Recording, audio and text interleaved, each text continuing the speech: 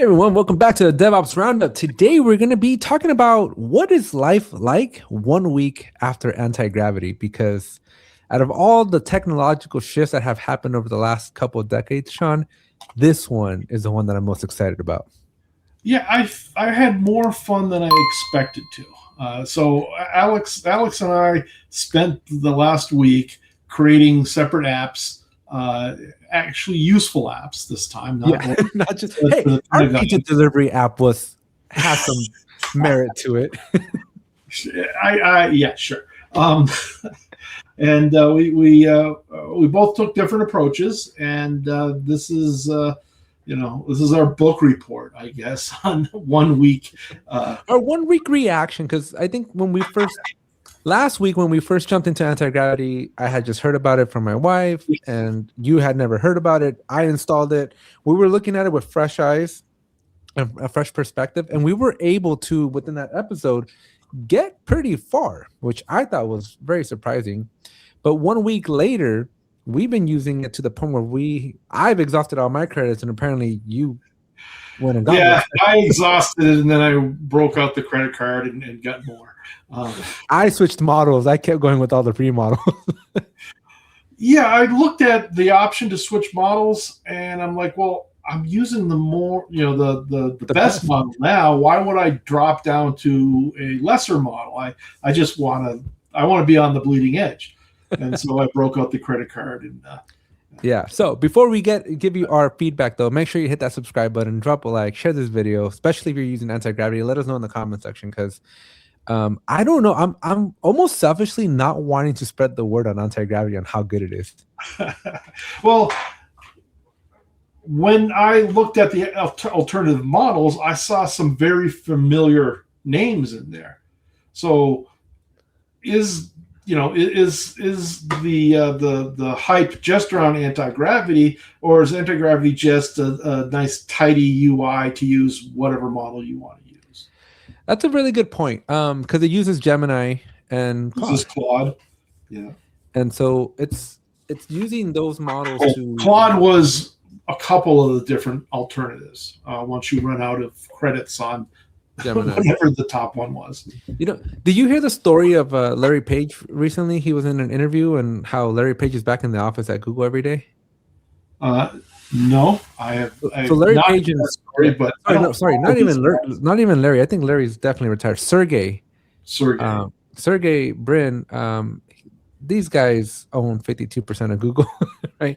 They're good enough to be retired and buy a couple violins and never have to worry about it. But Sergey was talking to a colleague, I forget who he was talking to, and they're like, "Hey, what are you doing?" He's like, "What do you mean I'm doing? I'm enjoying my billions." That's my billion. And he's like, this era that we're in AI is fundamentally the best era in the existence of computer science. Because remember, Sergey's a true PhD scientist in computer science, right? And so it's like, you're right. Like, Google is at the bleeding edge of this stuff, and we have an opportunity to do something. So he's been in the office every day, and he's in there writing code for Gemini. Cool. Making sure it stays on top. And for a long time, OpenAI had the best model, but Gemini is pulling ahead, I think. It's my least favorite. I hate Gemini. I don't use Gemini. I don't purposely use Gemini. I believe that anytime I'm doing a Google search, it's using Gemini. Yeah. In fact, that was annoyed earlier today because one of the things that we're going to talk about with our individual apps here was running into a problem. Like, I know how to fix that problem, and I couldn't remember the syntax for that problem. And I go to Google it, and I had to sit there and wait for Gemini to think. I'm like, no, just give me the. You got to cuss it out. I have to cuss it out. If you put in a bad word inside of your Google search, it will just give you a Google result. Okay, because I just wanted my Google result, because I knew that there's a million people out there that have posted the syntax to CPAN. So, speaking of which, though, have you Stack Overflow is basically dead? Have you seen the latest metrics on that? No, I have not. I don't follow metrics on Stack Overflow, but I don't either. But I saw it in here. Well, it's an interesting article that popped up on my feed this week. But basically, Stack Overflow from like 2006, 2007, 2008, and it shot up in popularity, right? But it peaked like within the last 12 months, and it's back to the same levels at when it started in 2007. Like the amount of traffic and stuff. I believe that the AI tools are using Stack Overflow for most of their input. They're using Reddit. Is where they're at. Well, I'm assuming Reddit will probably follow the same pattern. It's an interesting thing, but let's talk about 1 week reaction to anti-gravity, because holy moly, this thing is something else. Yeah, I think my reaction, it was a roller coaster, and I'm wondering it's because I've never been a good developer, but I've been a good enough developer. And I think I know enough about software development that my prompts may be too leaning for it. And it's not as it's not producing stuff as quickly as maybe someone with less development skills. Yeah, because I yielded pretty good. Like it took me 1 hour to build out the thing that I wanted built. Mm-hmm. Yeah. And, I'm having a very conversational type of situation with anti-gravity right now. Mm-hmm. So. Right. Yeah, I'm trying to do the same, but I get impatient and I just wanted to do things a specific way. So like one of the first things I did is I said, as you add functionality to this app, I want you to first update the unit tests for it. You're still with your damn unit tests. And I want to make sure that all the unit tests pass before I actually test the app. And I think that worked out well, but I think it may have taken it longer to and that's why I'm operating off the cuff. I'm just like, build this. I don't care about unit tests yet. and the very first thing I did is I had it integrate with my Git repository, and I said everything needs to be added to the Git repository as you're changing it. Now what was that process like? Did it ask you to connect? It was open folder. So why don't you bring up anti-gravity? And I'll do it. I get it up here. Let's see if I can. Yeah, because then I should probably talk about my app when you're done talking about yours. But I built an app. Sean built an app. These are both pretty decent apps. At least mine is, and I've seen a little bit of yours. I'm very proud of my app that I built. Very, very proud. I was genuinely very surprised of how good this thing was. I had very little expectation coming into it. And just to kind of, I know we're going to talk about yours first, but just to kind of tease what we're going to talk about. If I can find mine in here, I have like a million tabs open. And okay. Well, if you had a Mac in the bottom. If I looked at the window, then I would have been able to see it. Okay. So it's giving me an ad right now, so I would get rid of the ad. But what was the thing I was going? Oh, okay. So if you want, this is my Git repositories right here. Okay. And for some reason, I've got a whole bunch of things under in the root directory, which is bad. But this is a Git repository that I've had for 15 plus years. And the very first thing I did with anti-gravity is I said, okay, here's all my code. Analyze it. And it did some stuff, and it consolidated some things for me. But I ultimately had it focus on my Atlassian Perl script, which originally used to go through all the RSS feeds from Atlassian and created a web page that we could look at internally and see what's the latest news at Atlassian. But to get here, basically I just did a file and a open folder, and I pointed it to a Git repository. It didn't pop up the pop-up window here. But anyway, I navigated to my Git repository, hit OK, and then it automatically realized, hey, this is a Git repository, and it imported it correctly. So it was so easy. I was expecting a lot more. On my end, I had it integrate with Jira. And so what it asked me for was, well, what's the URL to your Jira? And so I gave it the URL, and then it said, okay, I need the username and the API token. So I went and generated an API token for my username, gave it my username, gave it the token. And that was it. It was able to connect and do everything else and was talking to Jira. That's very, cool. very easily. Yeah. And in fact, it carried over because I don't know if did we cover this in the last week's episode where we had our pizza delivery system, but then I think we might have done this off camera where we told it, okay, for all the tasks that we created for our pizza delivery system, put those tasks into Jira. And that's when I had generated the keys and everything for it.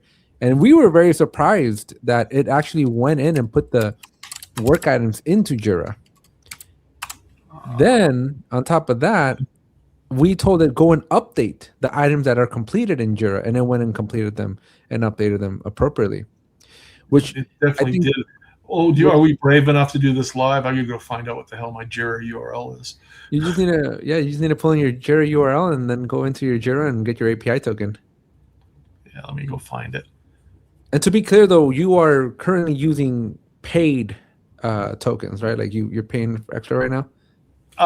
For Antigravity, yes, I'm on, and I have no idea how close I am to running out of those. Again, wait. But when you run out, it automatically charges you $1 per 100 tokens. That's a lot because one token or one application. Every time I was running mine was eating up 528 tokens. Yeah, so I got to be careful about.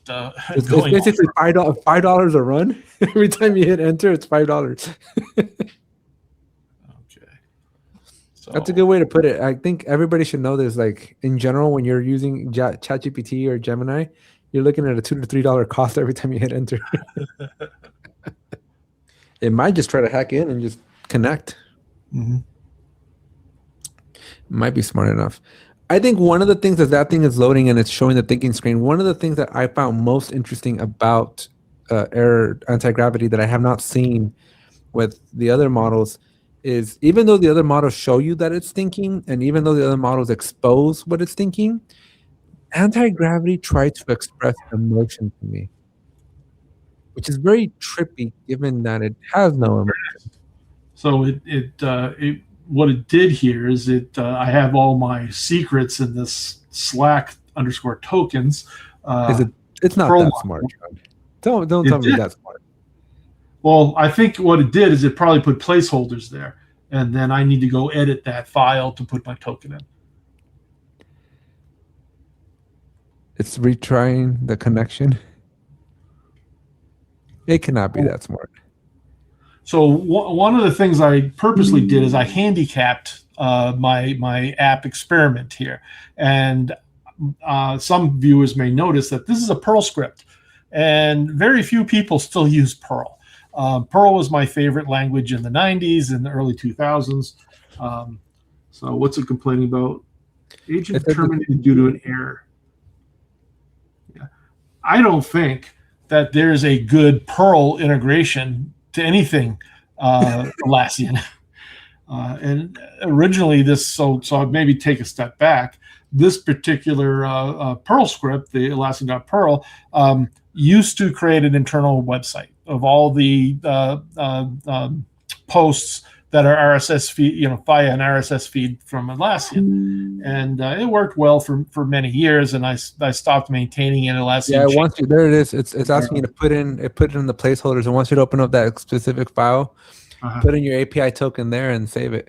Okay, well, we'll probably pause at this point, and then we'll come back.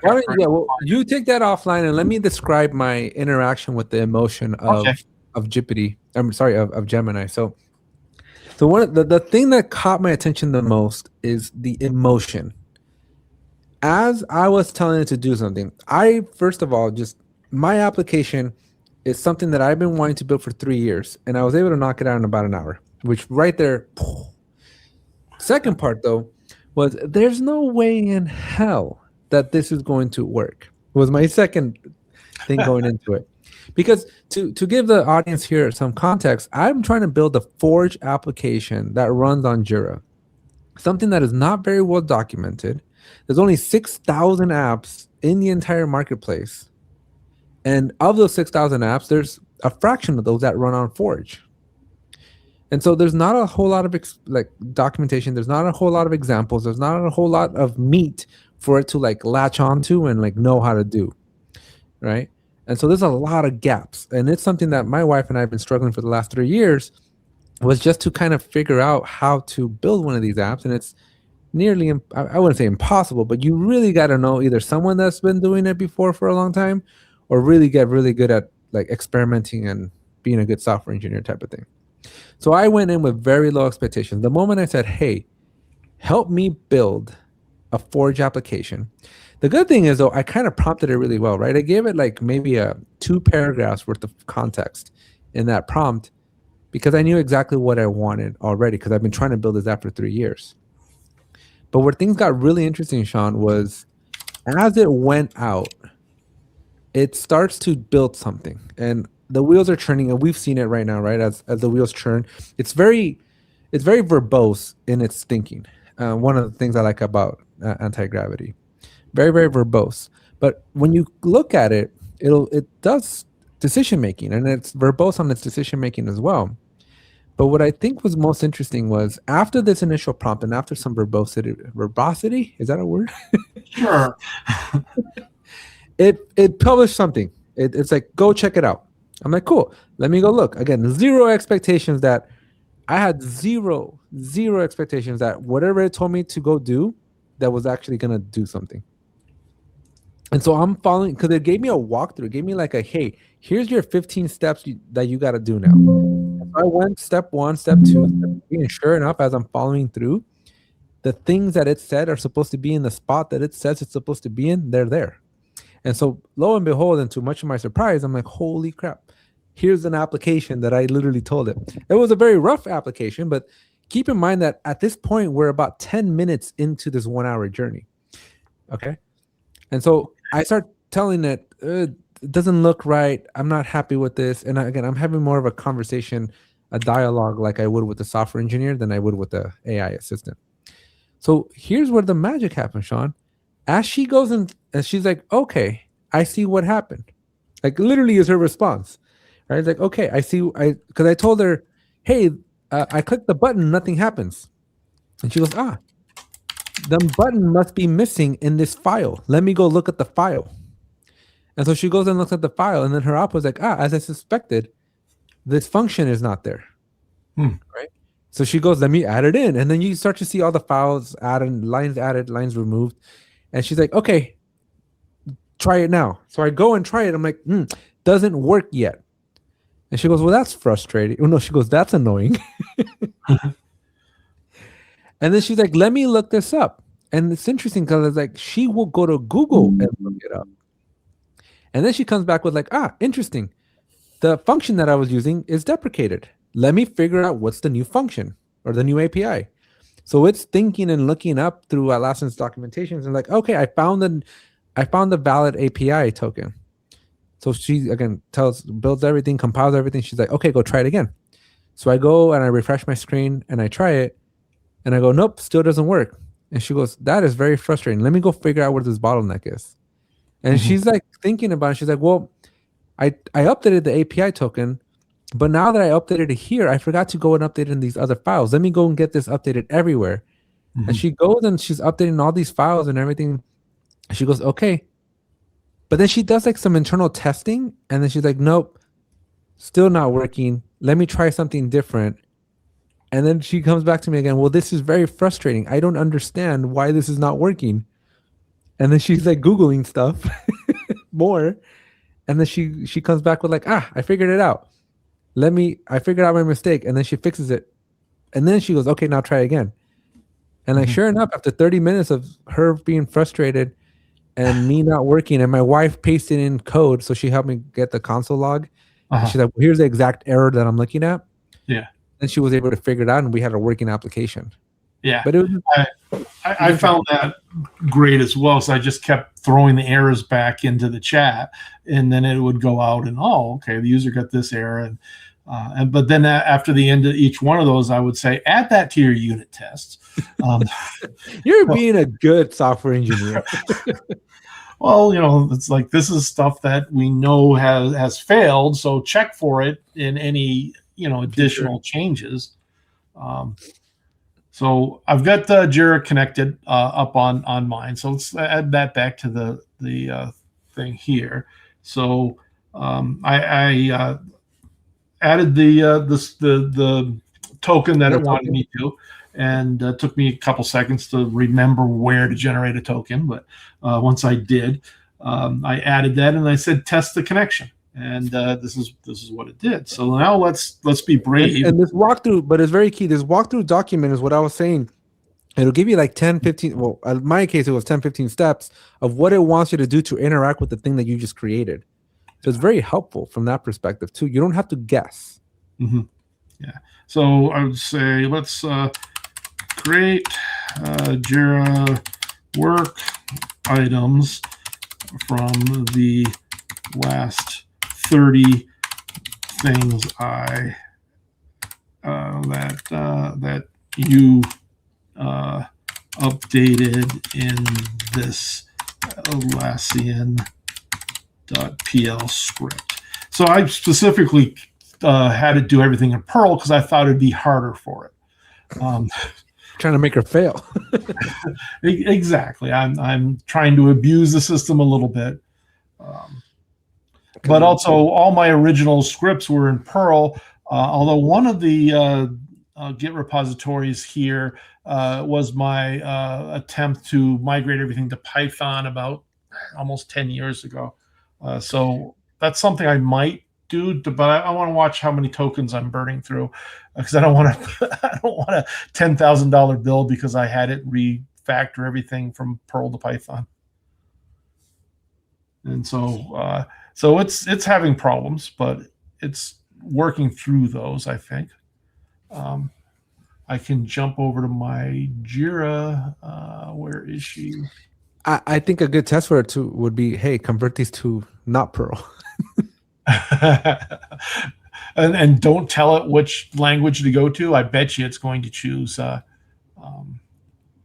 a Python, maybe? Python. Oh, obviously it would choose Python. So I thought I had my Jira open up here. Let's see.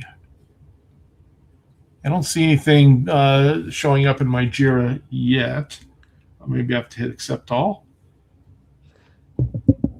Well, it's still running. You got to wait for it to stop running. Well, that is actually an interesting question. Oh, there it goes. It's starting to create things. It's starting to pop. I'm hearing the notifications come through. Yeah.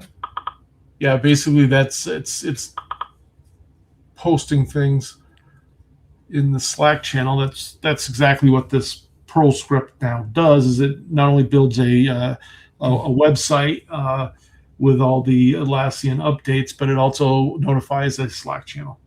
Yep. So let's see the output.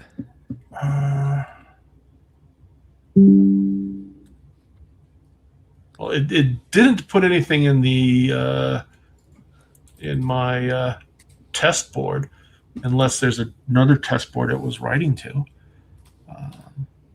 I mean, it might be, just check your list view, because you can never trust the boards in Jira. Yeah. Let's see. Yeah, it's not there. Yeah, there's nothing in my. But it created something. I mean, it said it created. It will create the task in the test project. Are you looking in the right place? That's what I'm trying to find, is like, what test project did it go to? It should just be TEST, right?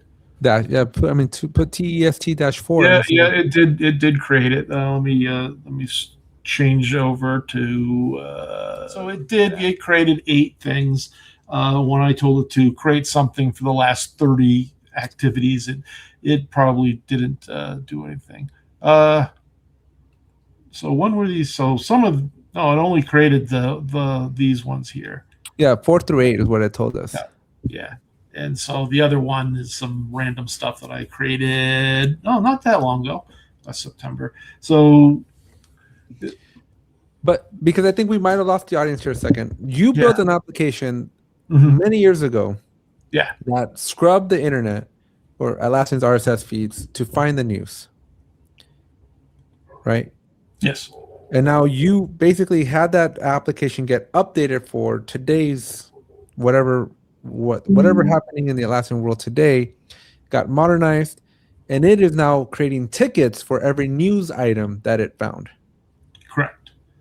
Well, it's creating Slack messages as well as it's producing an HTML file somewhere. But yours is still more like a script. So it is. It is not an agent. Let's switch over to mine, because mine's an application that got built. Okay. Right. And so it's a little bit more tangible. Like you can visualize it a little bit more. So I built a Forge application and got it deployed into my actual Jira environment. And so it took care of all the command lines and everything that I needed to do. And so this is an expense report system that I was trying to build here. It did everything you see here in the UI, this expense report title, the key, the start dates, the requirements, these buttons, it did it all. And so the way this works is that I can put some dates in here from, let's just go for the whole month of January. I can also optionally add some expenses, whether I want to do a licensing or a cloud infrastructure, right? I can put the date of the expense. I can change the expense if I wanted to go back and maybe add another labor entry or another expense. I can call out where it should be built, the thing that it is, anti-gravity. I want to call it Airtable for some dumb reason. Right? And my anti-gravity expense, and that was $212. So when I click add, it'll just be a line item that gets added. But watch, when I hit the generate report, it's going to basically create this report down here where it grabs the hours that have already been logged into my tickets in this project based on this times table here. Or I can also add items in, and then I have my additional expenses here. Now, when I showed this to Sean, I was super happy, and Sean's like, well, I want to be able to edit this stuff. I want to duplicate these things. I want to be able to delete them. So in the 30 minutes after we got this far, we were able to get the logic and these buttons inputted into the system so that I can edit the file here, so I can give it a line item discount as Sean wanted. I can change the rate. I can change the hours. I can change the issue. I can change the user. I can save it, cancel it, right? I can do it all for all these items down here as well. So I can edit any of these, do a line item discount, right? All that great stuff. But then we also needed to be able to set a tax rate, a total discount, and then any net terms that we would want to do. And so when we do all of that grand stuff, like this is basically the output, right? But if I were to put like a, I don't know, 7.75 with a 2%. Oh, you know what? This was interesting, Sean. The discount is not percent, but it's dollar amount, so $200 off. Then it'll generate it, right? And so if I did like payment 60, so whatever the net terms are, this is the application, right? But that wasn't the whole purpose of my app. This was just one piece. The whole purpose of it is that I now want to invoice my customer this file. So now I have a download PDF button, and when I click on that, you get the nice printed file that I can now send to my client with all of their costs for that time period based on those requirements. And so this right here is the full functioning app. Like this is now ready for me to do a couple more tweaks, but deploy it into the marketplace in an hour. Sean, I've been working on this for 3 years. Yeah. And if I hadn't asked for other features, and then it probably would have been less than an hour. Yeah. But that's still the beauty of this anti-gravity. I had zero expectations going in, and here we are with real functioning applications that are ready to be deployed to production. Yeah, and then what? Well, create more. So I think that's where we're gonna make sure you hit that subscribe button and drop a like, because in our next episode, I think this now then brings up a lot of new questions that we have with respect to the world of software engineering and DevOps as a whole, because this is like tectonic technology. Like it's gonna shift a lot. If it only takes us an hour or two, I'd say I've been playing with mine for multiple hours, but does the price come way down on these things? Because anybody else with access to AI for roughly $200 a month per user, and they can crank out hundreds of apps. Why buy an app anymore? Yeah, So I think we should pause it here, though, right? And I think we should transition to a next episode on this, because I have some thoughts and some opinions that I think would be worth locking in another episode. So, folks, again, hopefully you are all trying anti-gravity. It's really cool. Drop a like, hit that subscribe button. Let us know what you think of our apps. Let us know in the comment section what apps you're building with anti-gravity. And we'll see you in the next episode. All right. Bye, everyone.